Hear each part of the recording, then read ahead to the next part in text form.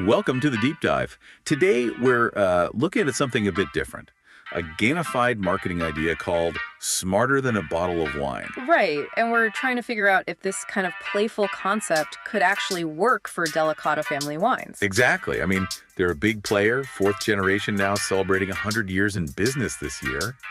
So the big question is, does this game concept fit their path, maybe offer some serious growth potential? That's the core of it. We've got info on Delicato's journey, quite a story there, and the details of this game. Does this interactive idea really align with where a company with that kind of history is heading? Okay, let's start with that history then. It goes way back, 1924. Gaspar and Delicato coming over from Sicily, planting those first vines, Central Valley. Carrigan, Mission, Zinfandel, the early California classics. And it grew from there. His sons got involved, and by the 60s, they were already producing quite a bit. Solid foundational growth. Yeah, it's a classic American family business story, really. But then the third generation, Chris and Jay and Delicato, they seem to make some really big strategic moves, push the company onto a different level. Oh, absolutely. Like 2010, buying Black Stallion. Suddenly, boom, they're in the Napa luxury scene. Right, big step. And then just a year later, they cracked the top 10 U.S. suppliers list.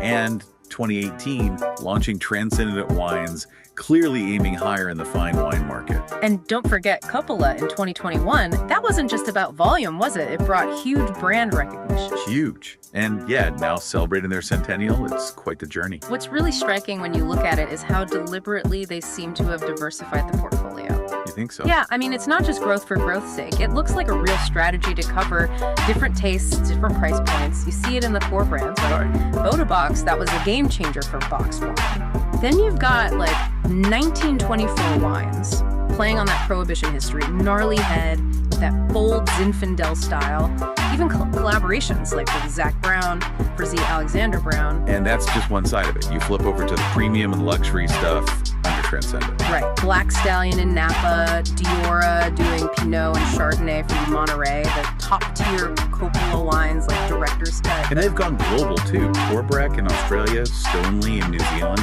It's a seriously well-rounded collection they've built. And underlying all that, you seem to get these core values. The family history is clearly important, but they're also pushing on sustainability. Yeah, the LED certification, organic stuff, alternative packaging. Exactly. And innovation, too. They're not afraid of sort of bolder styles or shaking things up a bit. That portfolio diversity feels really intentional, hitting lots of different consumer types. Okay, so that paints a pretty clear picture of Delicato. A major player, long history, diverse portfolio, focus on quality, and increasingly sustainability. Now let's dig into this smarter than a bottle of wine concept. Right, the game. So the basic idea, as I understand it, is this AI wine bottle asks you quick questions. Get it wrong? Pretty much, yeah. Rapid fire questions. Answer fast or drink. It's meant to be interactive, a bit of fun around the wine itself. And it's got different modes. It does. There's a solo mode, maybe if you just want to test your own knowledge. A date mode, which sounds interesting. Right, a shared activity for a couple. Yeah, and then group play for parties or gatherings, so it's flexible for different social situations. And they're trying to build engagement with things like compatibility scores for dates, win streaks for groups, adding a bit of competition. Exactly. Trying to keep people playing, coming back. It seems the goal is really extended engagement. How so? Well, they talk about features like mood-adaptive music, an ambient jazz lounge mode if it's inactive for a while, even prompts like you see on Netflix, still watching, but, for wine drinking. Still sipping. Basically, the idea is to make it less of a one-off game and more of a recurring thing you do when you open a bottle. And the whole thing is pitched as an open source engine. What does that mean in this context? So the core game mechanics, the basic code, would be available for others in the industry to use and adapt. Okay. So Delicato, or any winery, could theoretically take that engine and customize it. Change the AI's personality, the questions, the look and feel to match their specific brands. That seems to be the concept. It presents an interesting trade-off, doesn't it? How do you mean? Well, on one hand, using an open source base could mean lower development costs, maybe faster deployment, and potentially a bigger overall user base if lots of wineries adopt it. Okay, makes sense. Distribution would be through the usual channels, app stores, web, maybe even physical card decks as an add-on. And they mention analytics, offering consumer insights, supposedly while respecting privacy. Right, the data aspect is always there. So let's connect this back to Delicato. How might this actually fuel growth for them? The game targets younger drinkers, interactive experiences. That's a target demographic for growth, surely. It generally is, yeah. But the key question for Delicato is, where does this fit in their extensive portfolio? Is this a Boda Box thing, a gnarly head thing, trying to make those value brands more engaging? Or could you possibly adapt it for, say, Black Stallion? A more sophisticated quiz. Seems a bit trickier. It does, and then there's that open source aspect again for a company like Delicato that's built such strong, distinct brand identities. Right, they've invested heavily in making 1924 feel different from Three Finger Jack, which feels different from Coppola. Exactly. Would they want their brand experience potentially diluted by being part of a shared platform, even if customizable? Less exclusive control, maybe? That's a really good point. Control versus reach, potentially. The pitch mentions a huge market opportunity, though. Over $1 billion. Tapping into party games, wine, dating apps, the experience economy. It's a big number, definitely. But you have to weigh that against Delicato's current position. How are they already engaging those younger consumers?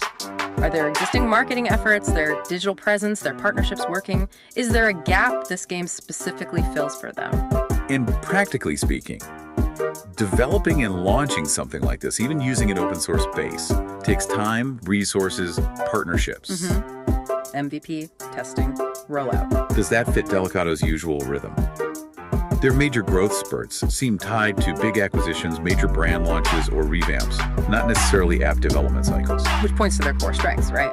Winemaking expertise, massive distribution, very strong brand management. Building and scaling a tech platform, a game, that's a different muscle. So when we think about exponential growth for Delicato, looking at their history, the acquisitions, the strategic portfolio building, does this app concept really align with those proven drivers? It feels different, maybe a bit peripheral. I tend to agree. It feels like a departure from their core business model and the strategies that have gotten them to this point over, 100 years. For a company that thinks long-term, makes big strategic bets like buying Coppola. This feels more tactical, maybe. Perhaps, or maybe it's just not the right kind of innovation for them to achieve that next massive leap. Significant growth for them has come from acquiring assets, building brands, expanding distribution. This game might create some buzz, some engagement, but transformational growth. That seems less likely compared to their established methods. It almost feels like this smarter than a bottle of wine idea could be maybe a better fit for a newer winery. Or a smaller one trying to make a splash, build a direct link with drinkers, especially online. That makes sense. For a company trying to stand out in a crowded market, something novel and interactive like this could be a real differentiator, maybe particularly for direct-to-consumer focused brands. But for Delicato, with their scale, their established brands, the potential risks diverting focus, maybe diluting brand identity might outweigh the specific benefits for exponential growth.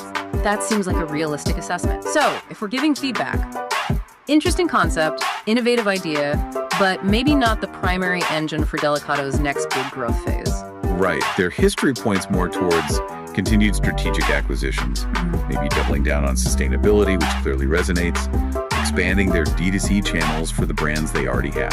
Leveraging those existing strengths. And if they did want to explore gamification, it could be perhaps more targeted. Like how? Maybe integrating some interactive elements into their existing marketing. AR features on labels, social media quizzes tied to specific brands, that kind of thing. Less of a massive platform investment, more of a tactical enhancement. Testing the waters without diving headfirst into becoming a gaming company. Exactly. Allows them to gauge engagement without a huge strategic shift. Okay, so wrapping this up. Smarter than a bottle of wine. Creative, potentially engaging, but maybe not the silver bullet for exponential growth for a company with Delicato's specific history, scale, and proven strategies. Their path seems more likely to continue along the lines of smart acquisitions, portfolio refinement, and leveraging their existing brand power. Well put. Which brings us to a final thought for you, the listener. Thinking about Delicato's century of evolution, what does it really take for a large established company like that to achieve truly exponential growth today? Is it all about chasing disruptive tech, or is it more about strategic partnerships, really understanding those shifting consumer values and executing brilliantly within their core business? Something to mull over.